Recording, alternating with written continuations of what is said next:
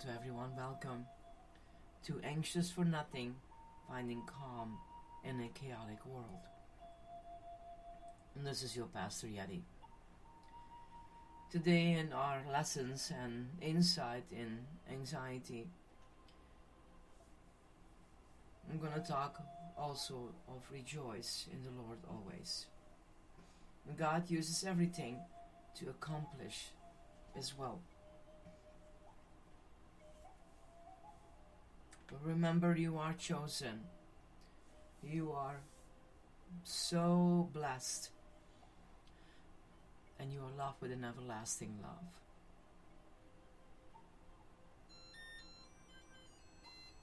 Now, place a finger on each of your temples. Don't do that when you drive a car or bike. Now, offer this prayer. Thank you, Lord, for my amygdala. Thank you, Lord, for the two almond-shaped neutral clusters that reside inside my brain. I wouldn't be alive without them. The truth is, you wouldn't. Thanks to your amygdala. Maybe I say it wrong, but you know what I mean. You ran for cover when the grizzly growled. You stepped back on the curb when the car honked. And you ducked your head when the baseball screamed in your direction. Your amygdala operate like an alarm system. If an intruder breaks a window or pries open a lock to your house, your home security systems warns you. Bells, alarms, horns, lights. Get up, get out, and get safe. The system alerts you before you have time to think about it. Amygdala do the same. We don't consciously think a car is coming. I'm in its way. The car is big. I am small. The car is fast. I am slow. I better move. Amygdala prompt a reaction before we know one is needed. And when the amygdala command, the rest of the body reacts. Our pupils dilate, improving our vision. We breathe faster, pumping more oxygen into the lungs. Our pulse rate increases, infusing more blood into the system.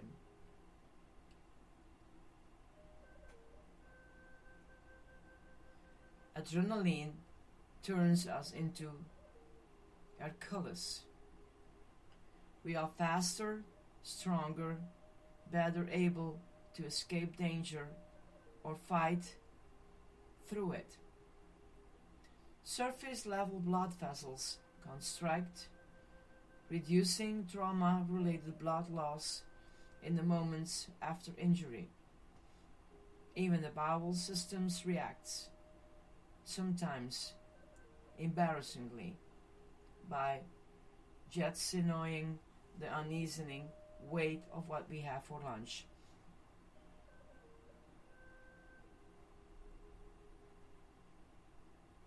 We are ready for fight or flight, suddenly faster, stronger, and more alert.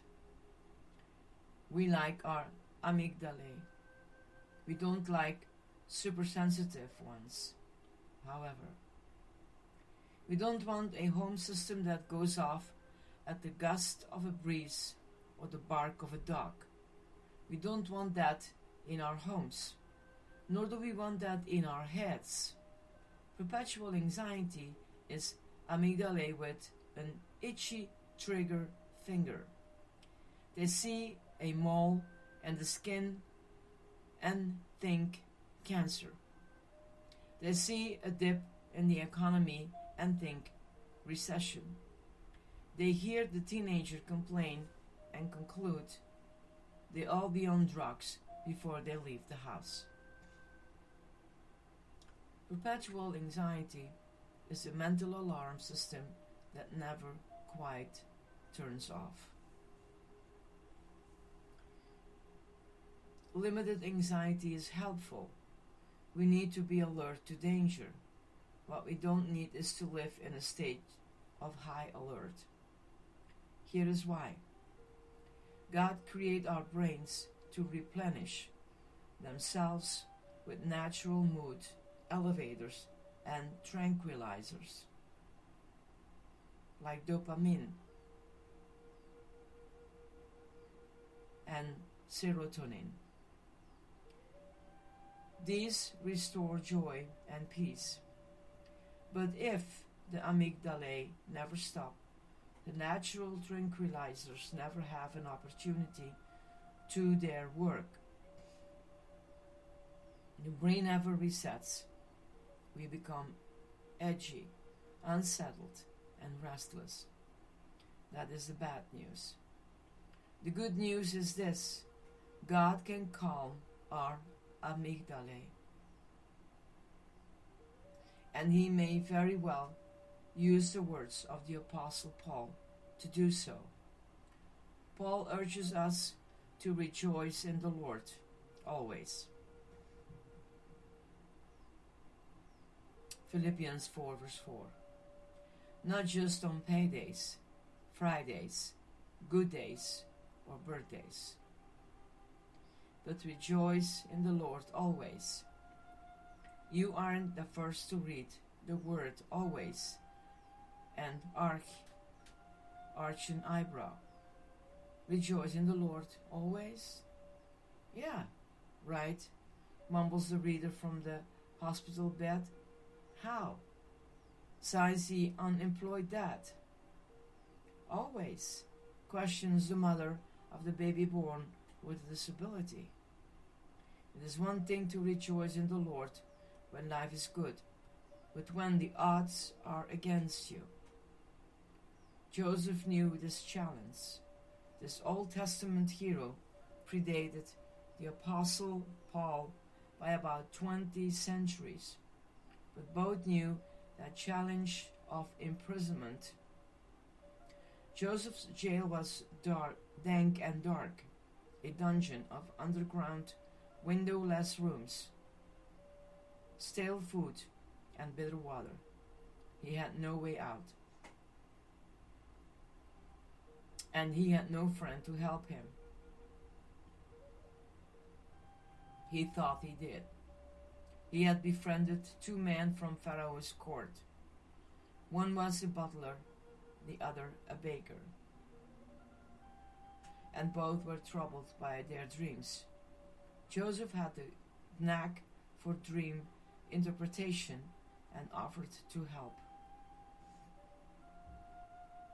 He had bad news for the baker. Get your affairs in order, you're going to die. And good news for the butler. Get your bags packed, you're going to bake, you'll be back to the Pharaoh. Joseph asked the butler to put in a good word for him. The butler agreed.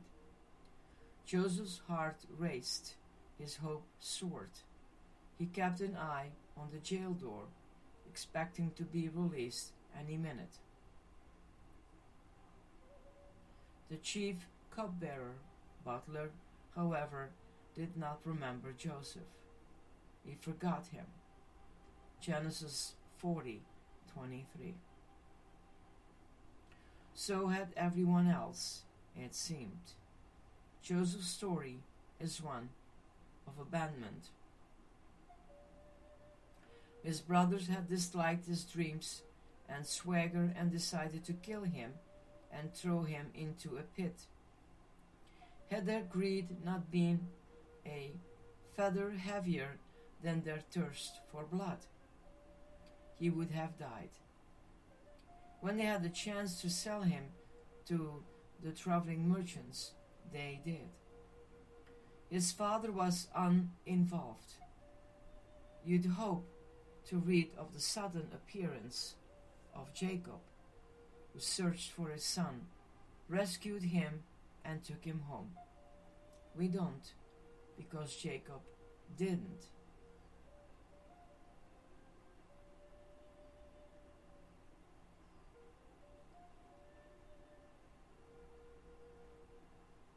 Joseph was carted off to Egypt and raffled off like a farm animal.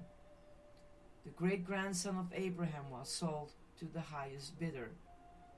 Even so, he landed on his feet. He worked his way to the top of Potiphar's household. But then the mistress of the house put a hanky-panky on him. The lady went chatty, and Joseph got out, leaving her holding his coat. When she accused him of attempt rape, her husband took her side and tossed Joseph in prison. Joseph landed in jail for a crime he didn't commit. Still, he didn't give up. He became a model prisoner. He made his bed, made friends, and made a good impression on the warden, who recognized him as inmate of the Mount and promoted Joseph to convict in charge. And Joseph met the help and request help.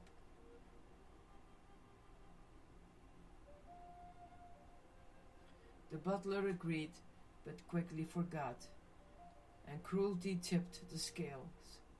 Joseph languished in prison for 2 years, with no word and no solution.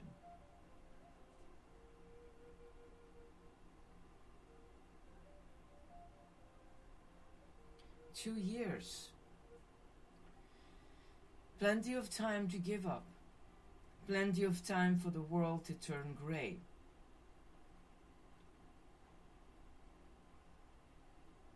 Plenty of times to wonder, is this how God treats his children? Is this God's reward for good behavior? Do your best, and this is what you get? A jail cell and a hard bed.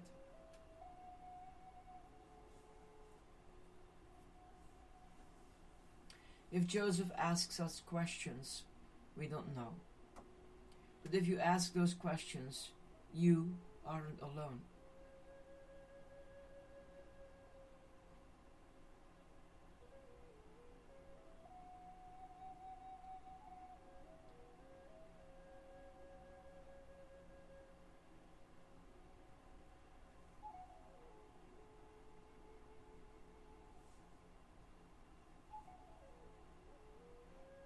The sun is the radiance of God's glory and the exact representation of his being, sustaining all things by his powerful word.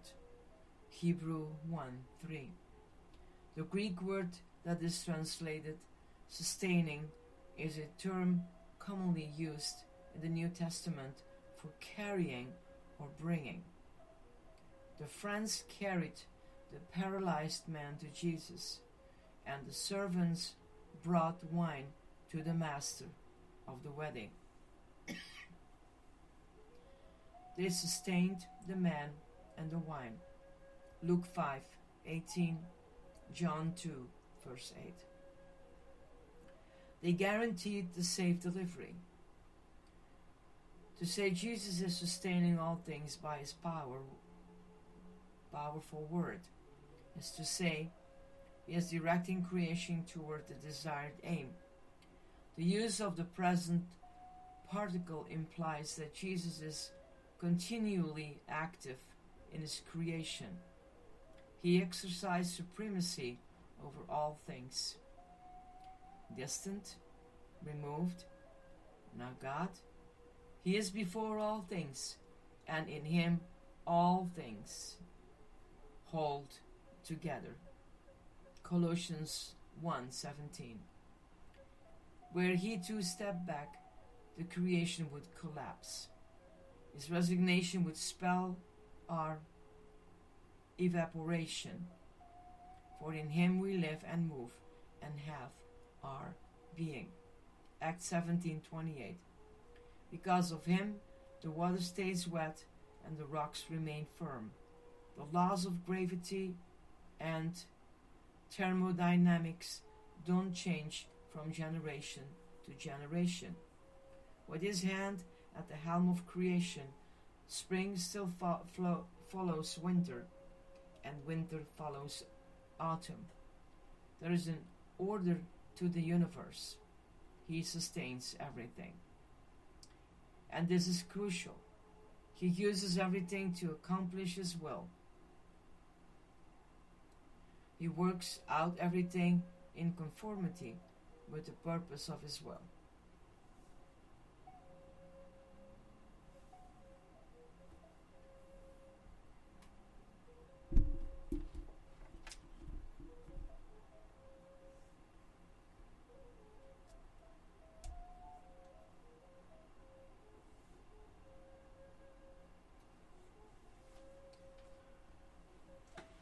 Ephesians 1:11. The phrase works out comes from the Greek word energeo. God is the energy and energizing force behind everything. No moment, event, or detail falls outside of his supervision. He stands before the universe like a symphony conductor before the orchestra, calling forth the elements to play their part in the divine reprise. He makes grass grow for the cattle and plants for people to cultivate, bringing food from the earth, wine that gladdens human hearts, oil to make their faces shine, and bread that sustains their hearts. Psalm 104:14-15. God is the one who causes his sun to rise on the evil and the good, and sends rain on the righteous and the unrighteous. Matthew 5:45. God is the one who feeds the birds and watches the sparrows. Matthew 6:26. God is the one in charge of everything, even the details of our lives. He isn't making up this plan as he goes along, and he didn't wind up the clock and walk away. The Most High God rules the kingdom of man and sets over it whom he will. He executes judgment, putting down one and lifting up another. Psalm 75:7. The fierce anger of the Lord will not turn back until he has executed and accomplished the intents of his mind. Jeremiah 30:24.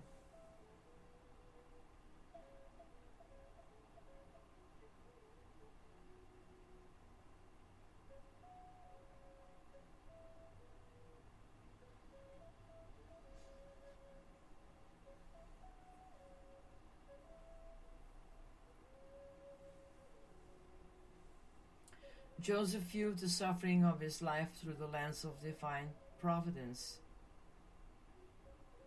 Can I urge you to do the same? If you don't, anxiety will stalk you every day of your life. Quite honestly, I have no words to counter the stress of the atheist or agnostic. What elevates their anxiety? Yoga, deep breathing exercises, stress relief candles.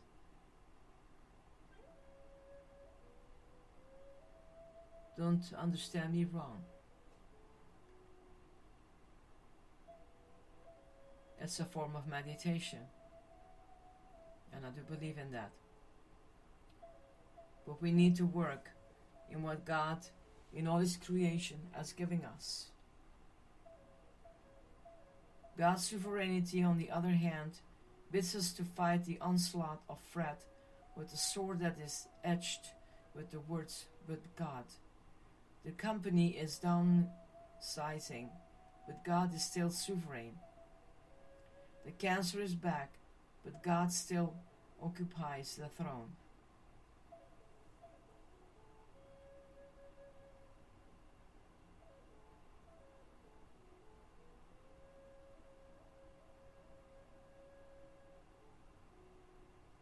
The brothers had every intention to harm Joseph, but God in his providence used their intended evil for ultimate good.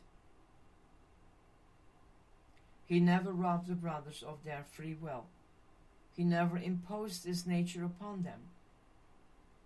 But neither did he allow their sin and their sin nature to rule the day.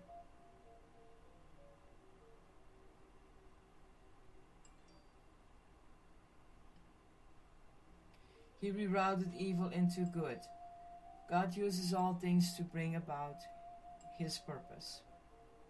He will not be deterred in his plan to sustain and carry creation to its intended glory. The ultimate proof of providence is the death of Christ on the cross. No deed was more evil. No other day was so dark. Yet God not only knew of the crucifixion, he ordained it.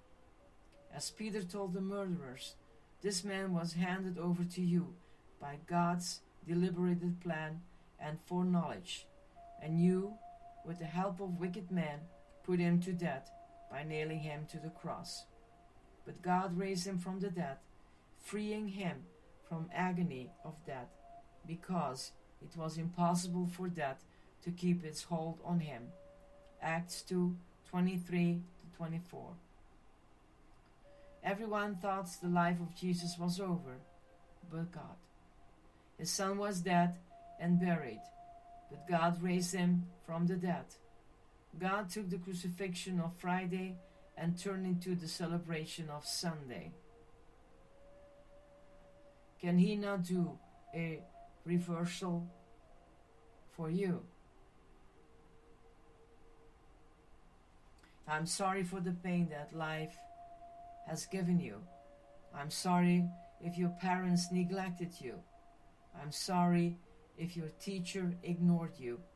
I'm sorry if a heartbreaker said, "I do," on your wedding day, but "I don't" every day afterward. I'm sorry if you were inappropriately touched, intentionally mocked, or unfairly dismissed. I'm sorry if you ended up in Egypt.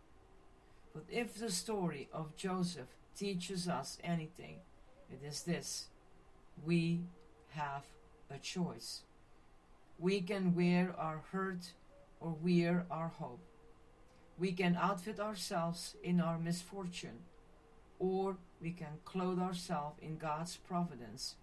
We can cave in to the pandemonium,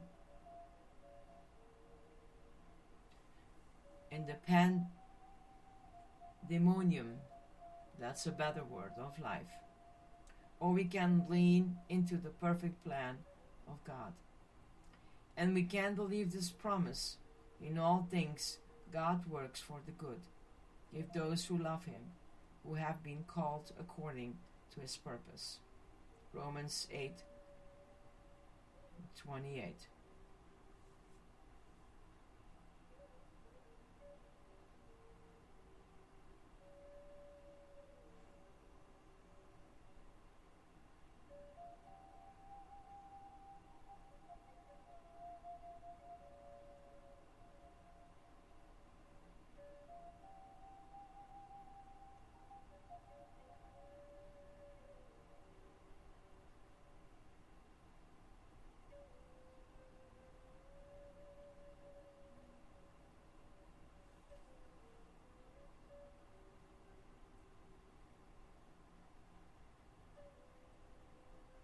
May we so trust in the providence of God that we can say the same.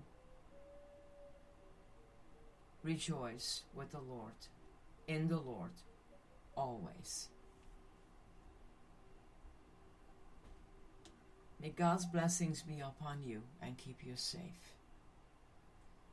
Listen in what has just been said to you and listen again. Make notes and find your ways into it. Reach out where you are and work it out with God and with good friends. And may the Spirit guide you, and may His light shine upon you and keep you safe. This is your Pastor Yadi. Bye-bye. Have a wonderful day.